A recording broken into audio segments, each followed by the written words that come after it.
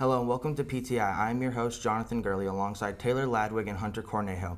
And today the question is Alabama's dynasty over? Hunter, let's start with you. Yeah, it's on the downfall. You see, this past year, Georgia, they've won 2 back-to-back national championships, and who's to say they're not going to win their 3rd straight national championship? Bama, last year, with Bryce Young, the #1 overall pick, still couldn't win the SEC championship. They didn't even make it to the SEC championship last year. This team is... Yes, they have the best recruiting class in the country every single year, but it doesn't matter. Who is their quarterback going to be? Because obviously they're not comfortable with Milroe. They're bringing in a quarterback through the portal. So until Bama can figure out their quarterback issue, how are they going to go and win a home game, week 2, primetime, against Texas? I mean, so the quarterback situation is definitely like a commonly like talked about situation, but look, you have so many talented people in the room that one of them is bound to be good. Ty Simpson, Jalen Milroe, and Buckner coming from Notre Dame. One of them is bound to be good, especially in Alabama. Plus, I mean, their recruiting classes are insane. At running back, you have Justice Haynes, and you have another guy in Richard Young, who used to be a 5-star, Justice Haynes, a 5-star. The next recruiting class, they have Julian Sayin, a 5-star quarterback. Their recruiting classes are continuing to be better and better and better. And last year, simply put, their team just wasn't as talented. Look, Bryce Young is maybe the best quarterback in Alabama history, but if you stick around him a bunch of young guys like they had last year, he cannot carry that team all on his own.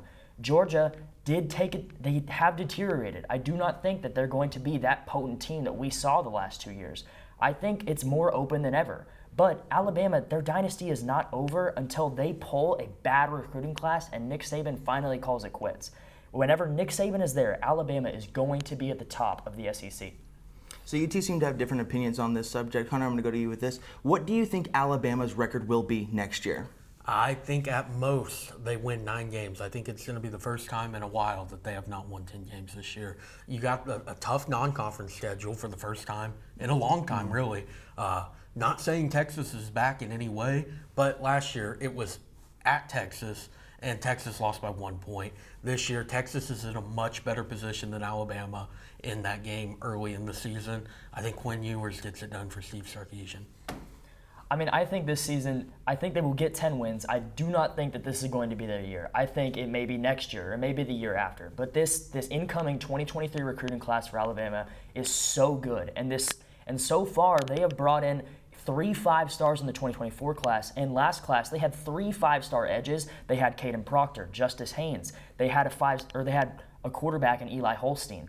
This recruiting class of 2023 Alabama, maybe it's not this year, maybe it's not even next year, but when you mix the 2023 and the 2024 class, this Alabama team is going to be potent. Whereas this year, I do think their probably max is at 10 wins. This year is going to be a down year, just like last year was for Alabama.